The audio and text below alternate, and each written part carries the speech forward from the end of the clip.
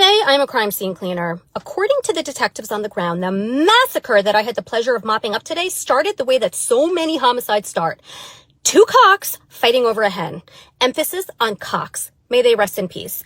Travis and Cole. Travis was 32, built like he spent every waking hour lifting heavy things and injecting liquid self-esteem directly into his deltoid, whereas Cole, 29, was a gym rat too, but in that very lean, veiny way that screams, I haven't had a carb without grill marks in a decade, and I believe that seasoning is for pussies. Both of them were allegedly head over heels in love with the same woman, Kendra, who, according to every single neighbor who spoke to the detectives, had them locked in a testosterone-fueled chokehold custody battle over her hot pocket, which, let's be honest, they only really wanted to devour because it never impacted their macros. Now, you would think that two grown adults would realize, like, hey, you know what? Maybe we shouldn't kill each other literally over someone who's intentionally playing us.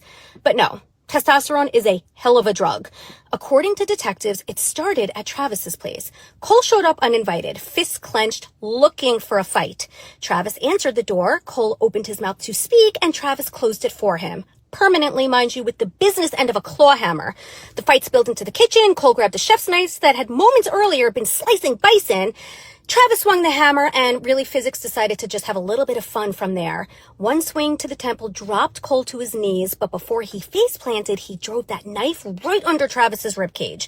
Blade nicked the aorta. He was gone pretty quickly. Blood pressure went from 0 to Jackson Pollock in under 2 seconds. That's how quickly.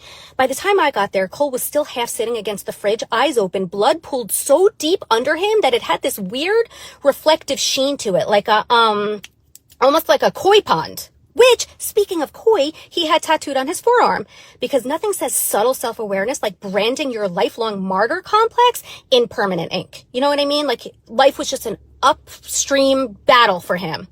Cleanup was a nightmare. Hammer spatter has this very distinctive starburst pattern that seeps into grout, and the knife spray, ooh, that's mist. So fine that it hangs in the air like ground up diamonds suspended in sunlight, glittering with every tiny movement. I mean, it's almost beautiful. Almost. Kendra, by the way? Girl, she wasn't even in the same state as these bros. She'd fucked off to Vegas over the weekend to find herself. Probably with a third guy named Chad, obviously, who wears sunglasses indoors and refers to women as females. Listen, you know what? It's not for me to say. What do I know? I'm just a crime scene cleaner.